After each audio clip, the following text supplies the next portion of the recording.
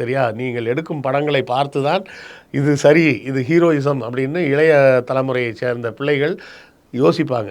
அப்படி அவர்கள் யோசிக்கும்போது பொண்ணுங்கள துரத்திட்டு பின்னாடி போகிறது ஹீரோயிசம், ஸ்டாக்கிங் பண்ணால் அது ஹீரோயிசம், சிகரெட் பிடிச்சா அது ஹீரோயிசம், தண்ணி அடித்தா அது ஹீரோயிசம், வன்முறையில் இறங்கி ரவுடியிசம் பண்ணால் அது ஹீரோயிசம் அப்படின்லாம் மக்கள் மனதில் பதிய வைக்காதீங்க. ஆக்ஷன் படம் எடுக்கிறேன்ற பேர் வழியில் இந்த மாதிரி தவறான கருத்துக்களை இளைய பிள்ளைகள் மனசில் பதிய வைக்காதீங்க. அது ரொம்ப தப்பாக போய் சேரும். நம்ம ஊரில் வந்து பெண்களுக்கு பாதுகாப்பு இல்லாத சூழல் இருக்குதுன்னு சொல்கிறாங்களே, அதை பூரா உருவாக்கியது யார்?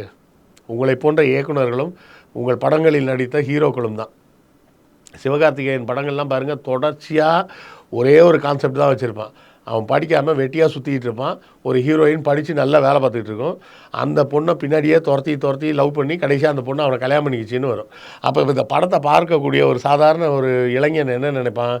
நாம் விடாமல் தொடர்ந்து பின்தொடர்ந்துக்கிட்டே போனோம்னா அந்த டாக்டர் பொண்ணு நம்மளை லவ் பண்ணோம் அப்படின்னு யோசிக்க மாட்டானா? அந்த சாஃப்ட்வேர் பொண்ணு நம்மளை லவ் பண்ணோம் அப்படின்னு யோசிக்க மாட்டானா? அப்போ அவன் மனதில் ஒரு தவறான ஒரு எண்ணத்தையும் ஒரு முட்டாள்தனமான ஒரு எண்ணத்தையும் நீங்கள் விதைக்கிறீங்க.